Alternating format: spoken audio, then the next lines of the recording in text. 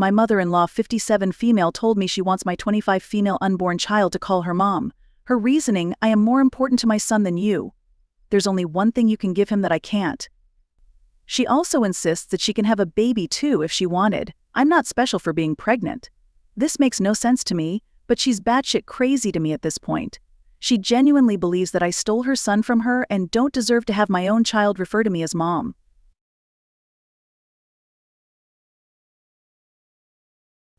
Update number 1 with trigger warning.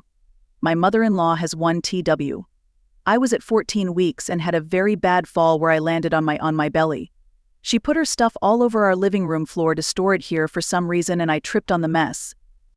I began miscarrying 20 minutes later. She was here when it happened and knew it was happening. I was texting, calling, crying, yelling from the bathroom to get my husband's attention.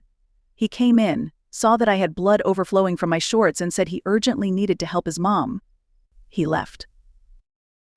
I went through the brunt of miscarriage myself. I held the remains in my hands.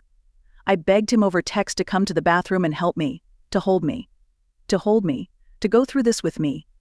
He finally came in a half hour later and saw the blood everywhere. I'm anemic and couldn't stand anymore. He made a comment about how it was going to be a lot to clean up. So I tossed off my clothes, climbed into the shower, and bled there. I asked him to buy me large pads and said I'd clean the mess. He came back half an hour later with the pads and kept explaining that his mom needed him. They knew I was miscarrying, but she needed help moving things and it was urgent. She was outside when I cleaned up the bathroom and went to the kitchen for food. I was weak and struggling. She didn't make eye contact with me or talk to me at all. Probably because she knew she had won. She took my husband away from me during the most traumatic point of my life. And he went willingly. I feel so lost. He spent the night at his mom's house and left me alone. He isn't back yet.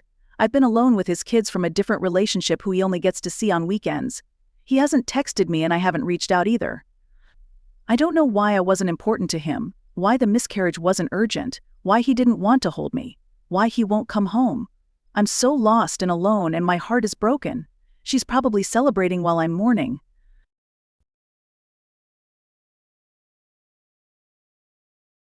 Update number 2. I ended up discharged from the hospital after 24 hours and he still wasn't home. I confided in my family and they booked me a ticket home. They were horrified that this had happened and a little hurt that I didn't reach out when it was happening for help. I don't know why it didn't occur to me. I packed my things and flew to them. He still hadn't responded to my texts, voicemails, or calls, so I left him a handwritten note. A few days after being with my family, I get a long text from him.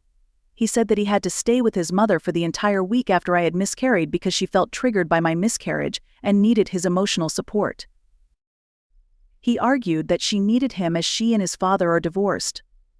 During this time, he didn't want to bring me up to further cause her distress, so he went no contact with me for a week. He said he thought I was strong enough to wait for him. He thinks I've overreacted by flying home. He wants me to come home. I was prepared for his shitty excuse and didn't let him manipulate me. I called and told him that when his mother had miscarried after he was born, she had her own husband to comfort her. While my husband left me alone and ignored me for a whole week. It was medical neglect during a crisis, child abandonment of his own kids who were supposed to be under his care. I could have died and was very weak when I had checked into the hospital. I was even weak when I left. I told him I needed space to heal. I was finally getting emotional support from my family and am in a safe place. I'm not ready to see him. He said that he is her only son, he had to help her. I reminded him that he was my only husband and I needed him. The miscarriage was happening to me, not her. He asked me if we were still good. Absolutely not. I was blunt and told him I didn't see our relationship repairing after what he did.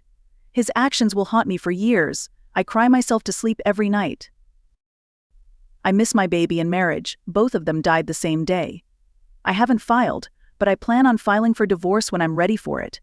He is upset, he cried, and told me I was being overly emotional because of the loss. That I wasn't in my right mind and said he'd fly out to see me and bring me home. I put my parents on the phone and let them chew him out. I don't know what they said, but he hasn't called since. He's texted a few times, but I haven't responded. I'm safe now. The mother-in-law can keep her son.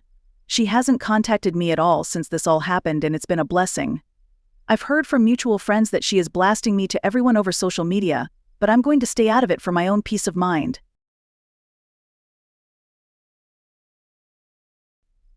Update number 3. My parents told him off when he called and told him not to contact me again. He has since sent me lots of texts. They alternate between reminding me of good memories, blaming me for what happened, being angry at me for not taking him back, and apologizing. I feel bad dragging my parents in it, so I haven't told them about these messages. I didn't respond but had read every text and heard every voicemail.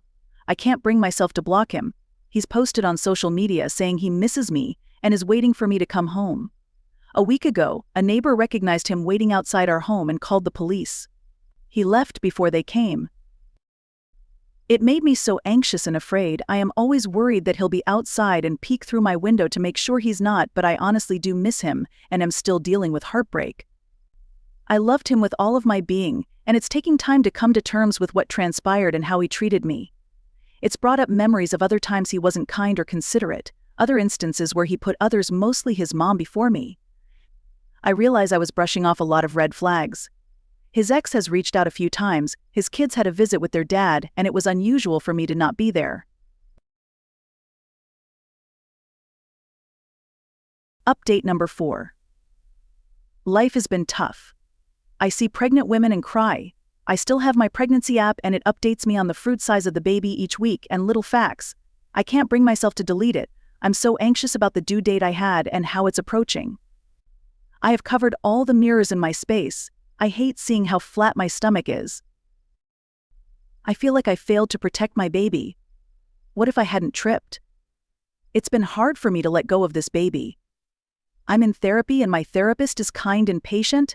She has suggested that I think of ways I want to honor this child. I definitely think she's right and have been looking at tattoo ideas and jewelry I can have made.